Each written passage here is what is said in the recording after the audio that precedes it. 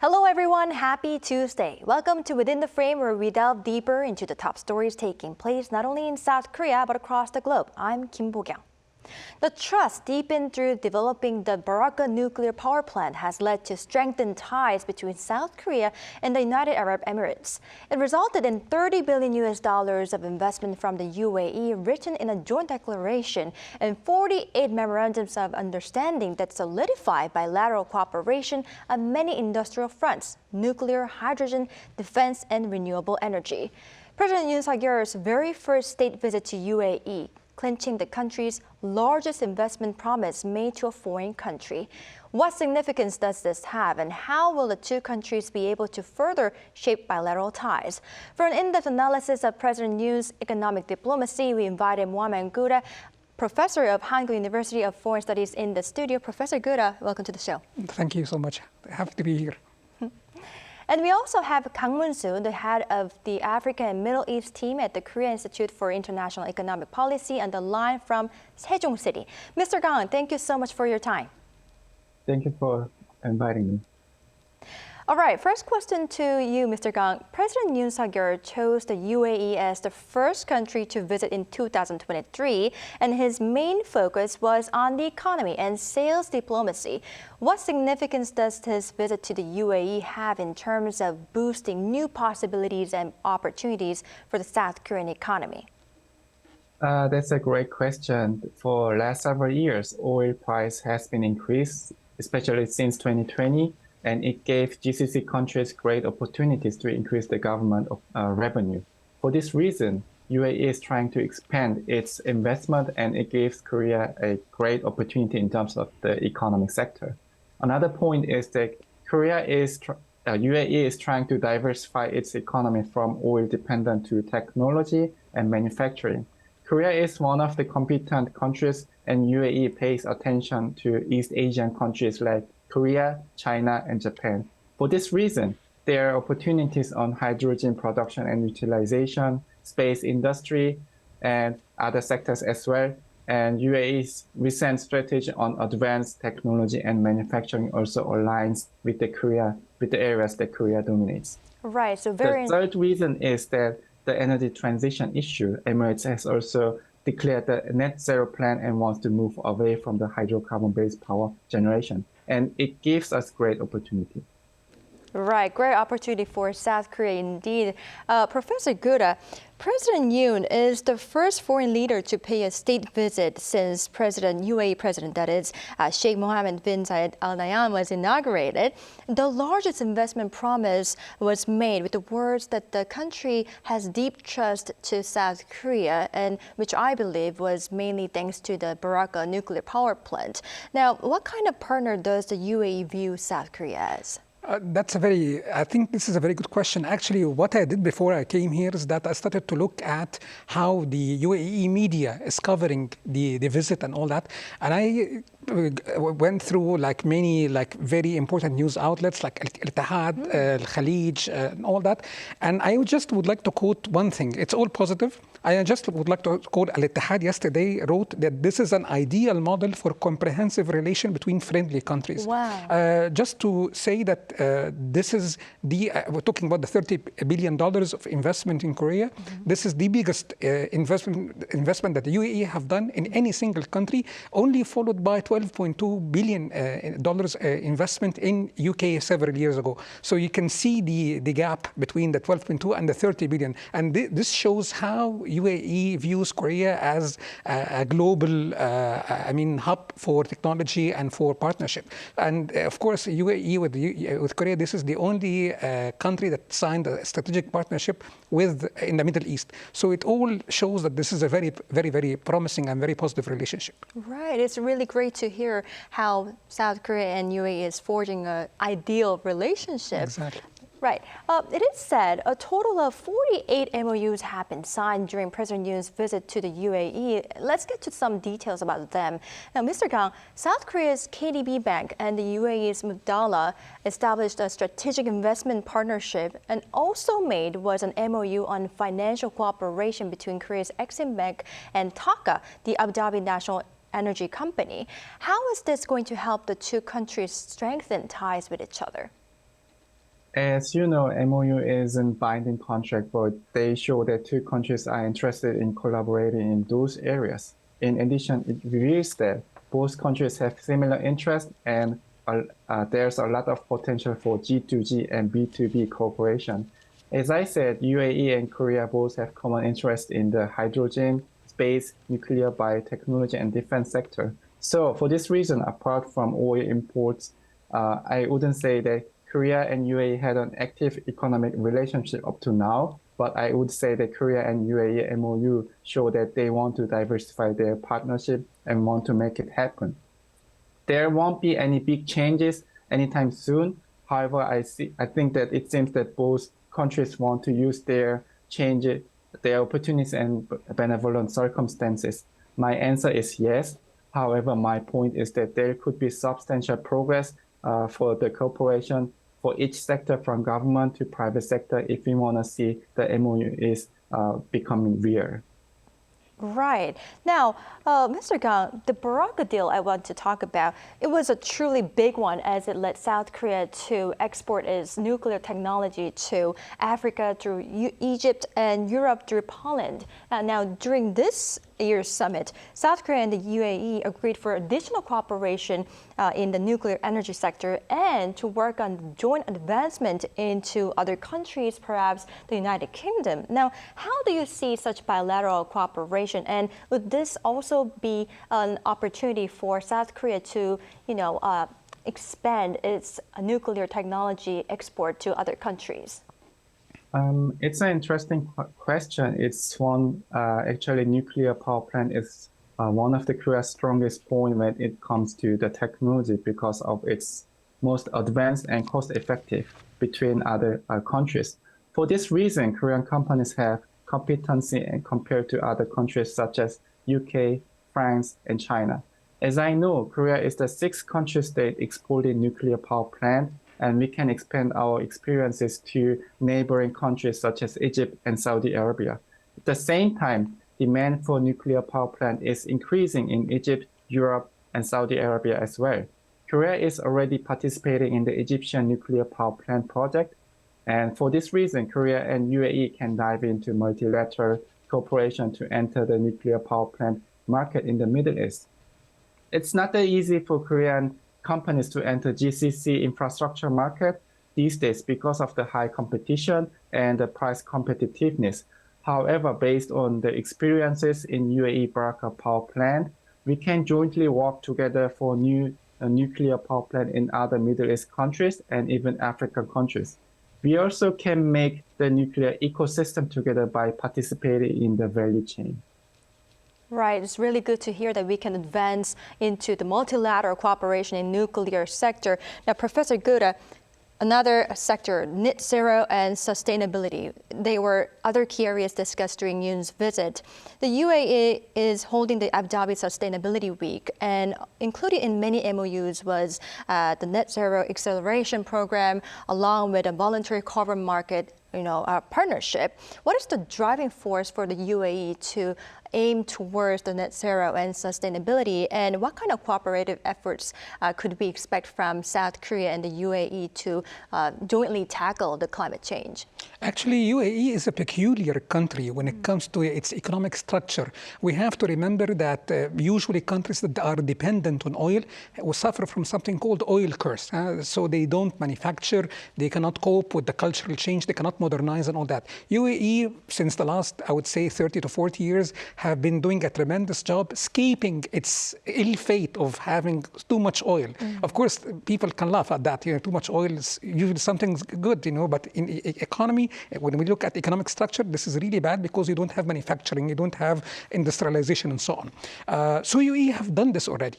They did a great job with this. And they are doing their best to jump into the next phase of its dependence dependency on energy, going to sustainability and all that. We see this in their hosting of the COP28 next November, and we see this when it comes to policy. UN Environmental Program report published last year shows that UAE is one of the most advanced countries in the Middle East when it comes to policies related to sustainability and clean energy and all that. Also, suffice to say that they have invested $40 billion in the last 15 years, but they are willing to invest, they said they want to invest $160 billion in the next 20 years. And this is all to move UAE into a new era. So I think this is a very important time for UAE, and Korea can perhaps seize the moment and do like a bilateral cooperation when it comes to this aspect, I think. Right, interesting. Now, Professor Gouda, another interesting agreement was made on a joint oil reserve project, which will see the Abu Dhabi National Oil Company to store the crude oil to Yoon Suk facility of Korea National Oil Corporation, enabling South Korea to quickly purchase the oil during the times of the supply crunch. Now, would this help South Korea promptly deal with possible oil shortages that it might face in the future? By all means, we have to remember that Korea oil imports are 60% coming from the Middle East. So Korea is actually dependent on oil coming from the Middle East. And we have to also remember that this agreement was actually signed in 2013. Both countries failed to reach this agreement, to extend this agreement in 2017. So it has been 6 years and this agreement was not working. And now we see, I would say a breakthrough. And we see this coming back into power and into force. So this shows that there is a new, actually this is a signal, another signal that this is a new era of relationship. And I think this definitely can help Korea when it comes to supply shortages and all that. So this is good news, I think, for both sides. Right, great. Mr. Gang, the two countries also have military ties, you know, we cannot miss that. South Korea has already been stationing special forces troops, the ARC unit, in Abu Dhabi since 2011. And based on such decade-long ties, the UAE bought MSEM, surface-to-air missiles, which is also known as Hanguk last year. During Yoon's visit, the UAE agreed to co-develop a multi-purpose transport aircraft, beefing up the strategic defense industry cooperation. What significance does this have? Let me first explain why two countries are discussing about the defense industrial cooperation as a main agenda.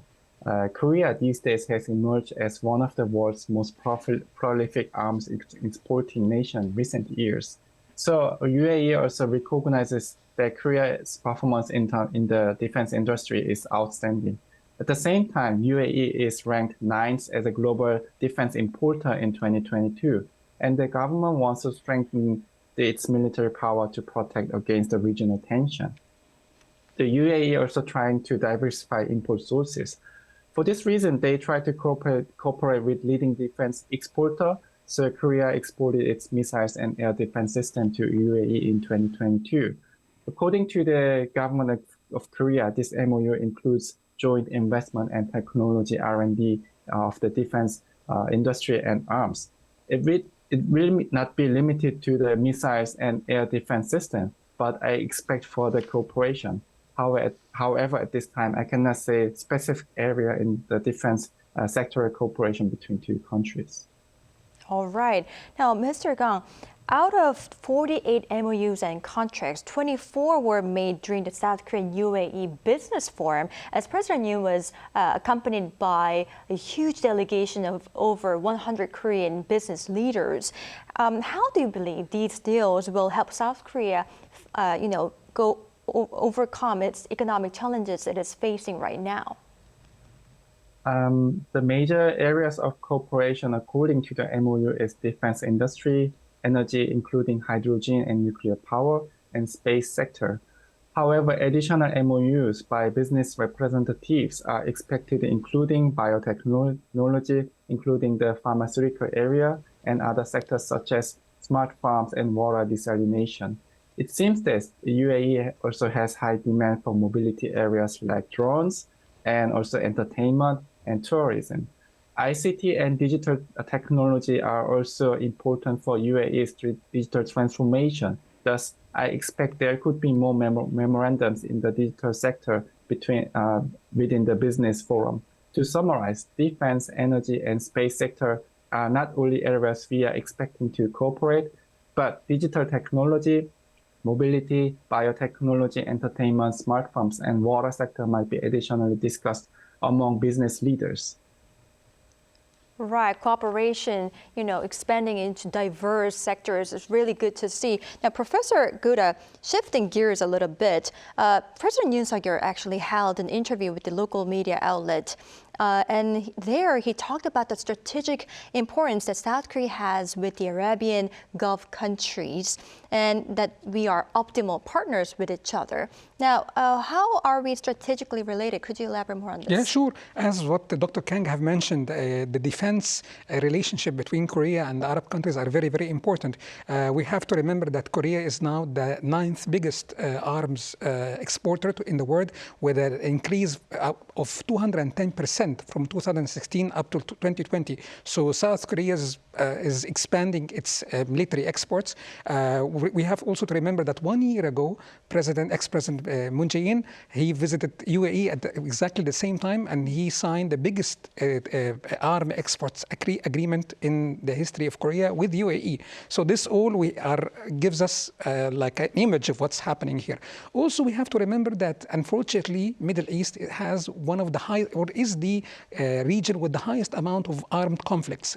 Currently, we have 45 armed conflicts according to Geneva's Academy's Armed Conflicts Index. So this is a region with lots of problems, lots of wars, lots of imminent threats. Of course, when you are talking about UAE and threats, we have to remember that UAE and relationship with Iran, although they are back with diplomatic relation, but they are not the best, considering also the South Korea's problem with the container ship of oil a few years back. So this all gives us a relation that UAE is in need or wants to have more strategic partnership with a country like Korea, where we have huge technology, very good technology and all that, and we don't have any political tensions between both countries. Great. Mr. Gang, in line with that, President Yoon said if ongoing negotiations on the Korea Gulf Cooperation Council FTA are concluded, it could offer a comprehensive legal foundation to support bilateral trade relations. What is this, and what economic benefits do you believe it will bring to South Korea? One good point of this FTA is that we are making an agreement with 6 countries in the Gulf Cooperation Council. For this reason, FTA between Korea and GCC might increase business opportunities and market accessibility of Korea and GCC private companies. However, in terms of the legal issues, there are several regulations for foreign companies to enter Gulf countries. Briefly saying, GCC countries have local employment regulation, investment regulation, and local contents regulation. If the foreign private sector attempts to start new business in Gulf countries, they must cooperate with the local agents for the investments. UAE also have similar system. For this reason, I expect that Korea GCC FTA deal will deal with those legal issues as well, so that Korean companies might have a benefit from the agreement. Right. I really do hope we could overcome such issues through the Korea Gulf Cooperation Council FDA. Now, Professor Gouda, I'd like to also tap on the cultural and people-to-people exchanges part. How is it like between two countries, and what kind of efforts do we make to solidify such mutual trust between two countries' people? Sure. As an economist, I would always say, look at the profits. We have to follow the money. And in both countries, we see that both countries are paying special attention to economic benefits coming from media and entertainment industry and all that. So I think what UAE is trying to say, or the policies of the UAE, is that they want to have a cultural hub of the Middle East. Korea is also the same when it comes to East Asia and all that. And of course, the Korean K-pop and all that is now, I would say, going by a storm through the Middle East. We see lots of concerts in the Middle East and all that, and lots of fans as well. So I think this is a great time for both countries also to make partnership on this. And I suggest, I mean, if we're looking at money, of course, economic benefits and all that, if they do the co-production, and I think this is what they have in mind, at least the UAE officials from the newspapers and the media venues, they're talking about co-production of media and entertainment and so on. So I think the time is ripe. More can be done on this, and this is good news again for both countries. Right. Now, I'd like to ask the last question to both of our experts, actually. President Yoon Suk overall focused on the economy and sought ways to revive the South Korean economy right now, saying that he's a salesperson for our South Korean companies. Now, President Yoon's sales diplomacy, do you believe it was successful? Actually, I try to be neutral, definitely, but I have to say it's really good. I mean, what has happened, not only with President Yoon, but in the last, I would say, few years, Korea has been very, very quick when it comes to seizing the opportunity in the Middle East, moving very fast. Last year, we have a president. This year, we have a president. The amount of MOUs is, of course, MOU is still an MOU at the end of the time, but the incentives are there. So I think for me, it was really amazing to see a country that's moving very, very fast in this track. I think the time is good. More cooperation will happen. I'm sure about that. Korea's, work with the UAE is a signal for other countries, Saudi Arabia, we see Kuwait, we see Qatar, and so on. So we expect more of this coming soon to the region as well. Right. So Professor Gouda said it was amazing to see the cooperation being made during this summit. Now, how about you, Mr. Kang? How do you see this year's summit? I agree with Professor Gouda. The numbers of MOU between two countries and the $30 billion investment by the UAE government shows successful visit of the president. And I also expect deepened cooperation between Korea and UAE and also GCC countries. Up to this time, we did not seriously thought about the Korea Gulf cooperation, and I think it's right time to expand the relationship. However, if we want to see some significant and substantial changes between two countries, there could be more cooperation, and I think this is a starting point to diversify economic cooperation between Korea and UAE. All right. Unfortunately, this is all the time we have for today's edition, but thank you for both of our experts, Mr. Gang, for your insights, and of course, our Professor Gouda for your insights as well. We appreciate it. All right, that's all for Within the Frame tonight. I do hope everyone enjoys a great evening today. We will be back tomorrow with more in-depth stories on the issues happening in South Korea and, of course, around the globe. Thank you for watching and goodbye.